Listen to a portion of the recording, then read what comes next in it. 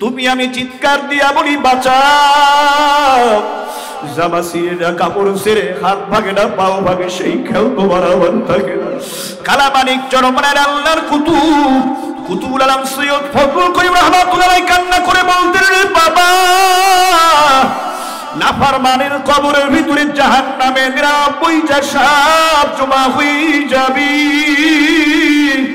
দুনিয়ার সাধারণ সাপের একটা মুখ অথবা 2টা মুখের বেশি না, আর জাহান্নামের সাপের মুখ হবে ৭০টা।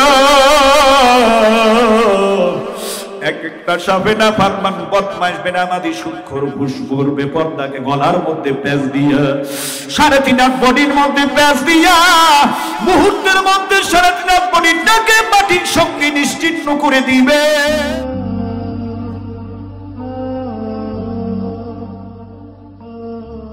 আমরা সবাই রাসূল সেনা, ভয় করি না বুলেট বোমা, ভয় করি না বুলেট বোমা, আমরা সবাই রাসূল সেনা, বদরের হাতিয়ার। গর্জে উঠো আরেকবার নারায়ে তাকবীর। কি হবে বিশ্ব নবীর উম্মত বলে দাবি করে যদি সেই নবীর চেয়ার ভণ্ডরা দখল করে? কি হবে বিশ্ব নবীর উম্মত বলে দাবি করে যদি সেই নবীর চেয়ার কাদিয়ানীরা দখল করে? কাফনের কাপড় বেঁধে ময়দানে আয় ছুটে আয়, বিলিয়ে দে না তোদের জীবনটাকে, বিলিয়ে দে না তোদের জীবনটাকে। কি হবে বেঁচে থেকে, কি হবে বেঁচে থেকে? অজাতা বিদ্যা শিখে যদি না করতে পারি শোষণবিহীন সমাজটাকে, কি হবে বেঁচে থেকে? নবীজির ইজ্জত রক্ষা করার জন্য যদি রক্তের বহে নদী, তবুও হব না ওই দাবি থেকে। ভণ্ড কাদিয়ানীরা কাফের, কাফের, কাফের। নবীর পরে নবী নাই, সংসদে আইন চাই, কথা ঠিক না ঠিক? কাফের, কাফের, কাফের, কাফের কাদিয়ানী, বন্ধ করো ইহুদিদের দালালের শয়তানি। আল্লাহু আকবার। কাফের, কাফের, কাফের, কাফের কাদিয়ানী, বন্ধ করো ইহুদিদের দালালের শয়তানি। খতমে নবুয়তকে ওরা কেন মানে না? কখনো মুসলমান ওরা হতে পারে না। খতমে নবুয়তকে ওরা কেন মানে না? কখনো মুসলমান ওরা হতে পারে না। ওরা হলো ইহুদিদের বেঈমানের চামচা, কথা ঠিক না বেঠিক? কাফের, কাফের, কাফের, কাফের কাদিয়ানী, বন্ধ করো ইহুদিদের দালালের শয়তানি। নবীর পরে নবী নাই, সংসদে আইন চাই, ইমানি আওয়াজ সর্বত্র সব জায়গায়, দলমত নির্বিশেষে ইমাম দীপ্ত কণ্ঠে আওয়াজ তুলতে হবে ময়দানে, কথা ঠিক কিনা? এরে মুসলমান ইমানদার আল্লাহর গোলাম, আমার নবী পাক বলে গেছেন, না খাতামুন নবিয়্যিন লা নবিয়্যা বাদি, আমি শেষ নবী, আমার পরে কোনো নবী হবে না, হবে না, কথা ঠিক না ঠিক? এখন এই কাদিয়ানী গোষ্ঠীর হোতা প্রতিষ্ঠাতা গোলাম আহমদ কাদিয়ানী বলল, আমি নবী, মার ঝাড়ু জুতা ওর শরীরের উপরে, কথা ঠিক না ঠিক? মিথ্যা ভণ্ড নবী দাবি করার পর এই কাযযাবটার ঘৃণিত ভাবে মৃত্যু হয়েছিল ইন্টারন্যাশনাল বাথরুমের মধ্যে। নবীর পরে আর কোন নবী নাই, এই কথাই চূড়ান্ত আল্লাহ পাক রব্বুল আলামিনের পক্ষ থেকে, কথা ঠিক কিনা? মা কানা মুহাম্মাদুন আবা আহাদিন মির রিজালিকুম ওয়ালাকিন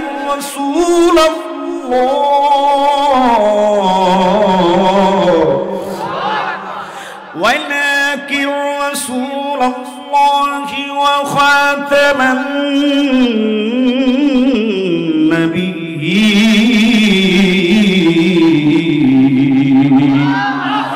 ওয়া কানা আল্লাহু বিকুল্লি শাইইন আলিমা।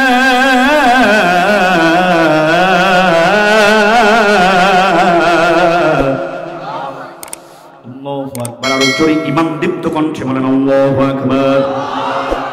এরে মুসলমান ইমানদার আল্লাহর গোলাম, কাজী আপনাদেরকে একটু টাচ দিয়া গেলাম যাতে করে আপনাদের ঈমান আমল বরবাদ না হয়। কষ্ট হচ্ছে আপনাদের? এরে মুসলমান ইমানদার আল্লাহর গোলাম, ভালো করে আলোচনা শুনতে হবে। আপনাদের কষ্ট হচ্ছে নাকি? জোরে বল। আলোচনা চলবে না আলোচনা ছেড়ে দেব? কতক্ষণ চলবে? দরকার হয় সারা রাত চলবে। মেসি নেইমারের খেলা দেখে যদি এরা যুবক সারা রাত্রির ঘুম যদি পার করতে পারো, ঘুম কাটায় দিতে পারো, কোরআন সুন্নাহর বয়ান শুনে সারা রাত কেন কাটাইতে পারবি না? মেসি নেইমারের খেলা দেখে আমলনামায় গুনাহ জমা হয়, কোরআন সুন্নাহর বাগানে গেলে আমলনামার মধ্যে গুনাহ আল্লাহ মাফ করে নেকি জমা হয়। দরকার হয় সারা রাত বয়ান হবে, ফজরের নামাজ জামাতের সাথে ময়দানে পড়ে বাড়িতে যাবে। কথা ঠিক না ঠিক? বলেন আলোচনা চলবে না বন্ধ হবে? যাই হোক, আমি বলতেছিলাম রে মুসলমান, চক্ষু দুইখানা বন্ধ হওয়ার পর তোমাকে আমাকে এক নজর দেখার জন্য সবাই আপনজনেরা চলে আসবে। কেউ যাবে বাঁশ কাটার জন্য যার থেকে আল্লাহর বান্দা। আলোচনাগুলি জীবনের সব কথার সাথে বাস্তবমুখী আলোচনাটাকে মিলায় রে আল্লাহর বান্দা। ঠিকই ভাবে চিন্তা করে দেখো, আসার এলাকার বাইতুল হুদা জামে মসজিদের মাইক থেকে তোমার আমার নাম টাকার কখন এলান হয়ে যায় জানি।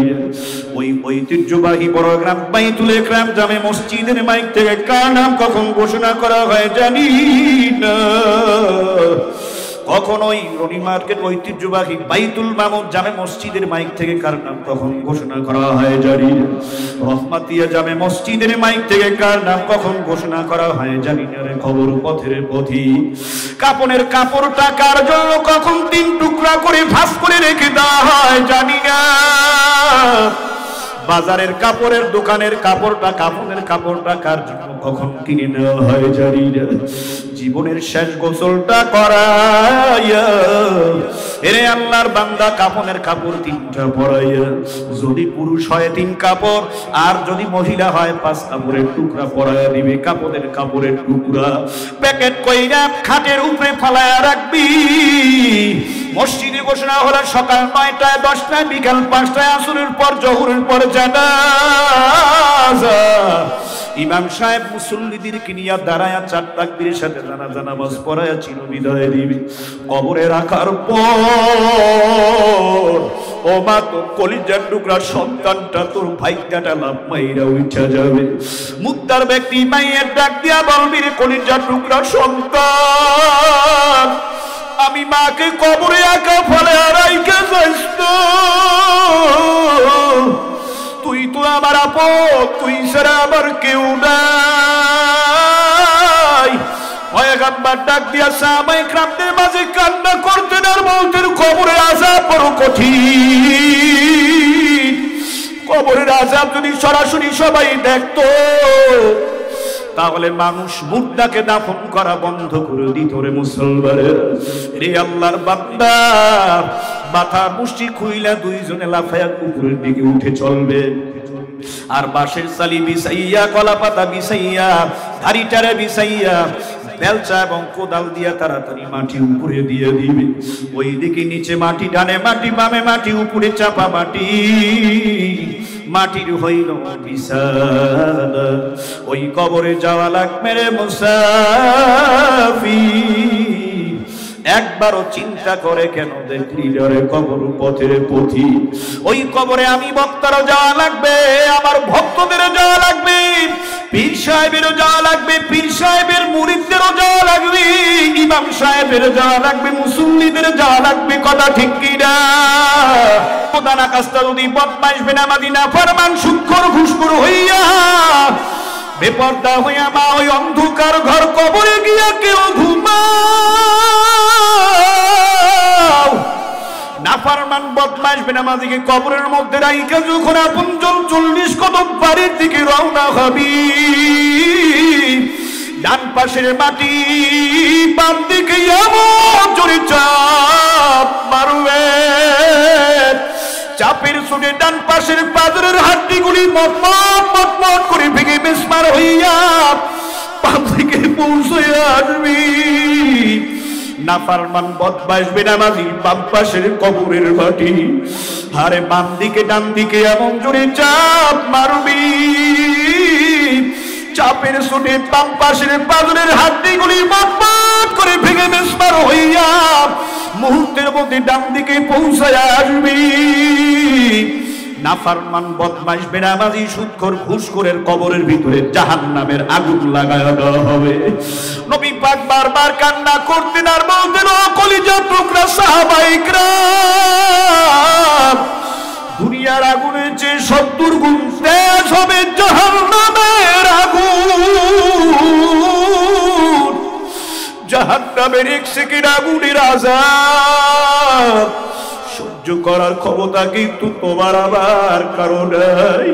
এরে আল্লাহর বান্দা, নাফরমান বদমাইশ বেনামাজির কবরের ভিতরে দুনিয়ার সাধারণ কোন বিষধর সাপ না, জাহান্নামের একটা না দুইটা না 99টা সাপ লাফালাফায় আইসা জমা হয়ে যাবে। নবী পাক বললেন, 99 লাউডু ফি খাফিল আউদি বাবাতাতু খলিরা। দুনিয়ার জমিনে যদি তোমার আবার সামনে একটা বিষধর সাপ ফস করে ফেরা ধইরা ওঠে, তুমি আমি চিৎকার দিয়া বলি বাঁচাও, জামা ছিঁড়ে না, কাপড় ছিঁড়ে, হাত ভাগে না, পাও ভাগে, সেই খেয়াল তোমার আমার থাকে না। কালামানিক চরমনের আল্লাহর কুতুবুল আলম সৈয়দ ফজলুল করিম রাহমাতুল্লাহ আলাইহি কান্না করে বলতেন, রে বাবা,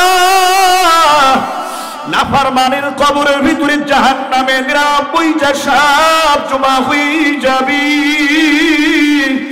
দুনিয়ার সাধারণ সাপের একটা মুখ অথবা 2টা মুখের বেশি না, আর জাহান্নামের সাপের মুখ হবে 70টা।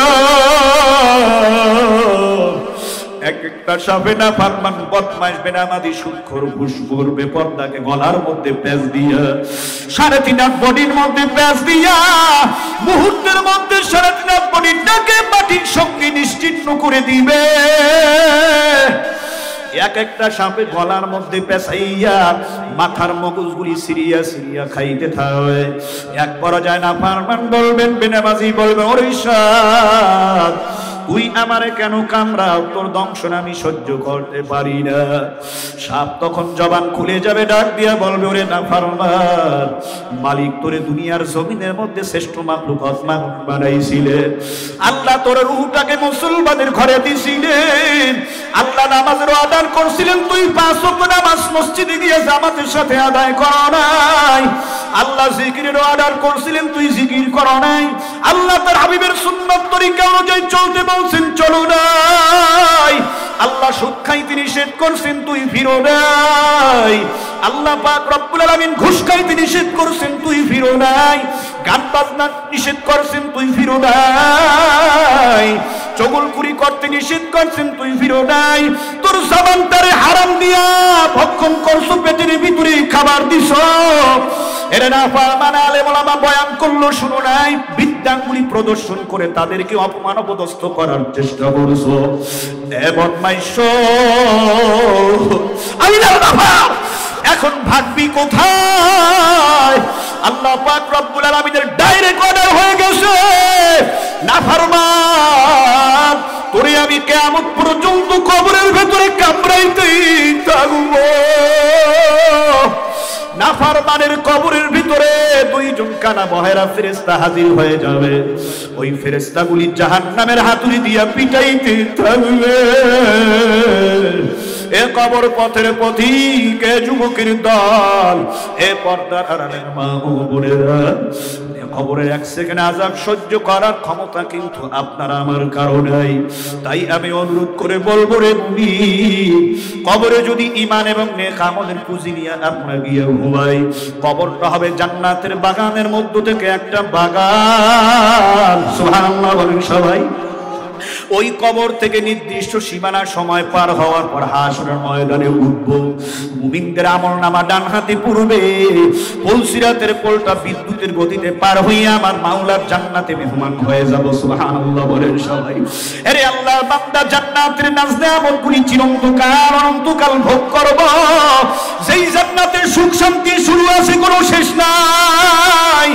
মুমিনদের জন্য জান্নাতের মধ্যে সবচেয়ে ইম্পর্টেন্ট একটা নিয়ামত হবে মালিক আল্লাহ পাকের দিদার। এরে আসরানগর এলাকার মুসলমান, ওসমানের ঘাট এলাকার মুসলমান, কামরাঙ্গীরচর এলাকার মুসলমান, ওই মালিক আল্লাহর বানানো জান্নাতে যদি স্থায়ী মেহমান হয়ে থাকতে চাও, মালিক আল্লাহ পাকের দিদার যদি নসিব করতে চাও, তাহলে তোমাকে দুইটা গুণ অর্জন করতে হবে। আগে প্রশ্ন রাখি আল্লাহর বান্দা, আমার মালিক মাওলার জান্নাতে মেহমান আমরা কারা কারা হতে চাই? আল্লাহু আকবার বলে হাত উত্তোলন করে দেখান, আল্লাহু আকবার। মালিক আল্লাহ পাকের দিদার আমরা কারা কারা চাই? আয় আল্লাহ, আপনি আর সাতনামান আরশে আজিম থেকে তাকায় দেখেন, আপনার বান্দারা আপনার জান্নাতে স্থায়ীভাবে মেহমান হতে চায়। তারা তো আপনার দিদার চায়। আপনি মেহেরবানি করে সবাইকে কবুল আর মঞ্জুর করে নেন। জোরে জোরে বলেন আমিন।